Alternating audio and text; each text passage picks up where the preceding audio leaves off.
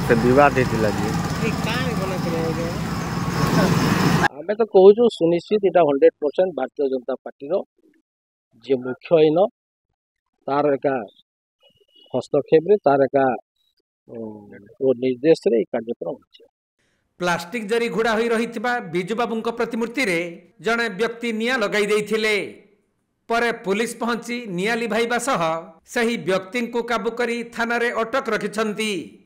तबे ए नै विभिन्न महलरू भिन्न भिन्न मत प्रकाश पाउथबा बेले निया लगाइथिबा व्यक्ति जनक मानसिक विकृत बोली जणा पडुछि।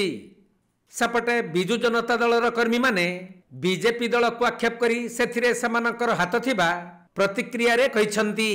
माने पूरे जबाटा हो दुखदर घटना है। किसी 1.5 वर्ष पूर्व एटा विवाद होता परशुराम मूर्ति और विजय मूर्ति उपरे एवं प्रशासन तार समाधान करथिला ओए मूर्ति रास्ता कड़े बसैबा पय से दिन थारु कला घोड़ी जरी घोड़ा होता विजू पट्टनायक मूर्ति उपरे एवं आज किए जन दुर्बृत्त ताको पोड़े देइछे से पोड़े देवाटा मुख्य कथा नुहे किंतु सरकार बदलला परे काहे कि विजू पट्टनायक प्रति सब असमान होछि।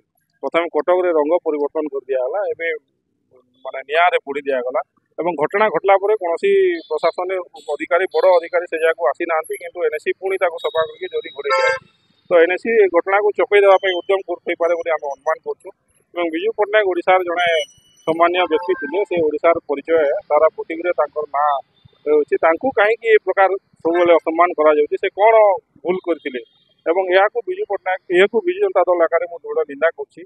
आगामी दिन रे सारा ओडिसा रे एमिति जदि घटना घटिबो ए सरकार विरुद्ध दृढ़ आंदोलन कहार हाथ देवा से पुलिस कहब सार जेहेतु जरी घोड़ा है प्रशासन पूरा तांकर हिसाब रे ही मूर्तिटा थिला एवं प्रशासन ही दायी मूर्ति। तबे बलांगीर जिला पाटणागड़ एनएससी अंतर्गत ब्रह्मपुरा निकटरे बिजू बाबूंक प्रतिमूर्ति स्थापन होइथिले भी विवाद जगु प्रतिमूर्ति रे जरी घोड़ा होई रहिथिला।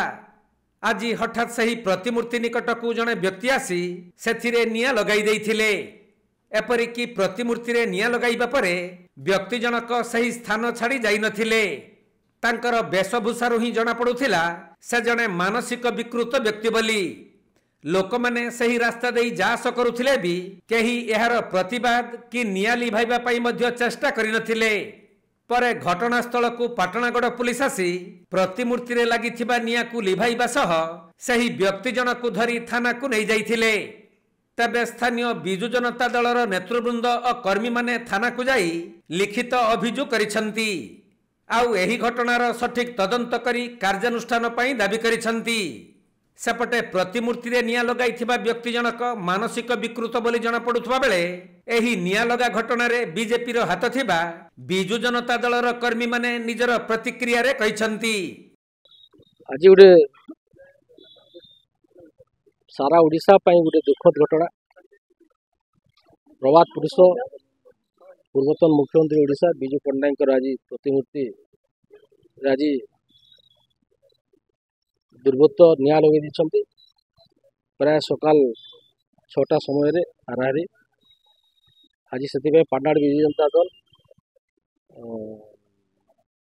गोटे बैठक करके इमरजेंसी मीटिंग डाकी बैठक करके दृढ़ निंदा करने संगे संगे गोटे लिखित अभियोग आज पाटना थाना दिखाई एवं आगामी दिन जब मुख्य कर्पोरेटर जी ताकू जदि दृढ़ कार्यानुष्ठान ग्रहण करा न जाए तो बिजू जनता दल आगामी दिन रास्ता को ओह्लैब। आज पाटनागढ़ में बिजू प्रतिमूर्ति निया लगाइबा घटना ए सुनिश्चित भारतीय जनता पार्टी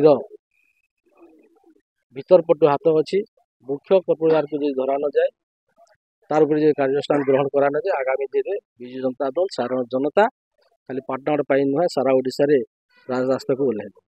आम तो कहूँ सुनिश्चित यहाँ 100% भारतीय जनता पार्टी जी मुख्य इन तार एका हस्तक्षेप तार एका निर्देश रे कार्यक्रम होछि।